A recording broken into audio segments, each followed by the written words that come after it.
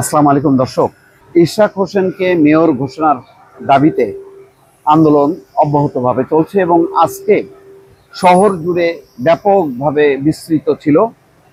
একেবারে মৎস্য ভবন কাকরাইল থেকে শুরু করে যমুনায় প্রধান উপদেষ্টার বাসভবন পর্যন্ত সমস্ত জায়গায় হাজার হাজার নেতা কর্মী সমর্থক তারা সংগঠিত হয়েছে এবং এখন ঘোষণা হয়েছে যে ইশরাক হোসেন নিজে এই কর্মীদের সঙ্গে একাত্মতা ঘোষণা করবেন এবং তিনি অবস্থান করবেন। আগামীকাল রায় ঘোষণা পর্যন্ত সড়কে অবস্থান করবেন বিএনপি নেতা কর্মীরা। তার মানে বিএনপি এটাকে সিরিয়াসলি নিয়েছে। এই অবস্থায় এনসিপি আবার ভিন্নভাবে পাল্টা কর্মসূচি নিয়েছে।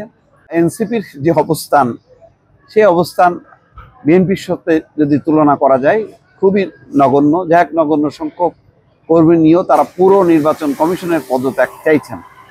এদিকে বলা হচ্ছে রাজধানীর মৎস্য ভবন কাকরাইল মোড় পর্যন্ত অন্তর্বর্তী সরকারের প্রধান উপদেষ্টার বাসভবন যমুনার প্রবেশ মুখের কাছে বুধবার অবস্থান নিয়ে বিক্ষোভ চালিয়ে যাচ্ছেন বিএনপি এবং অঙ্গ সংগঠনের নেতাকর্মীরা।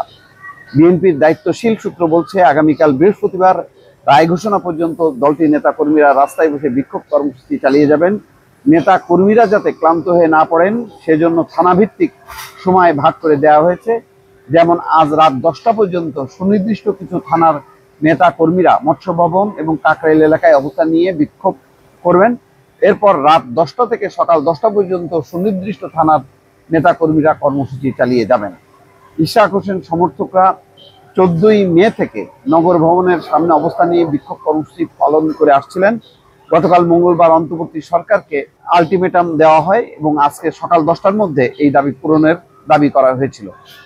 গতকাল বিকেলে বিক্ষোভ কর্মসূচির সমন্বয়কারী সাবেক সচিব মশিউর রহমান ইশরাক হোসেনকে মেয়রের দায়িত্ব বুঝিয়ে দেওয়ার ব্যাপারে সিদ্ধান্ত না এলে কঠোর কর্মসূচি এবং ঢাকা অচল করে দেওয়ার হুমকি দেন। সকাল 10টা থেকে হাইকোর্ট সংলগ্ন মৎস্য ভবন এবং যমুনার প্রবেশ মুখে অবস্থান নেন বিএনপি নেতাকর্মীরা। আজ ঢাকা মহানগর, উত্তর নারায়ণগঞ্জ, রূপগঞ্জ, কেরানীগঞ্জ সহ ঢাকার আশেপাশের নেতাকর্মীরাও সেখানে অংশ নেন। বিএনপির হাজার হাজার নেতাকর্মী প্রথমে মৎস্য ভবন মোড়ে জড়ো হয়ে এই পথ হয়ে সব ধরনের যানবাহন চলাচল বন্ধ করে দেন। পরে কাকরাইল মসজিদ সংলগ্ন যমুনার প্রবেশ মুখে অবস্থান নেন। এতে ওই এলাকা হয়ে সব ধরনের যানবাহন চলাচল বন্ধ হয়ে যায়। বিকেল 5টার দিকে এই প্রতিবেদন লেখার সময়ও মৎস্য ভবন থেকে কাকরাইল মসজিদের দিকে যাওয়ার সড়কটি বন্ধ করে রাখা হয়েছে।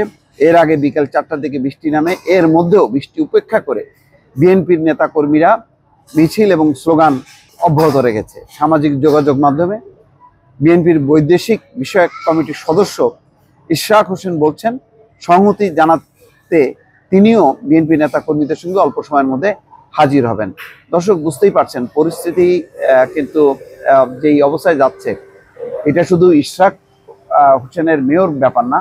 এখানে সরকারের সাথে একটা রাজনৈতিক মতপার্থক্য শুরু হয়েছে, যেখানে অ্যাক্টিভলি অংশ নিয়েছেন স্থানীয় সরকার উপদেষ্টা আসিফ মাহমুদ সজীব ভুঁইয়া এবং প্রকারান্তরে পরোক্ষভাবে তাকে সমর্থন করে এনসিপি আবার নির্বাচন কমিশনের উপর চাপ তৈরি করছে। ফলে এখন মনে হচ্ছে সরকার এবং এনসিপি একদিকে, বিএনপি আর একদিকে। এই পরিস্থিতিটা বর্তমান সময়ের জন্য খুবই নাজুক, যখন দেশের নানান পরিস্থিতি নিয়ে গুজবের বা জল্পনা কল্পনার ডালপালা বিস্তৃত হচ্ছে। দর্শক, ভালো থাকবেন। আল্লাহ হাফেজ।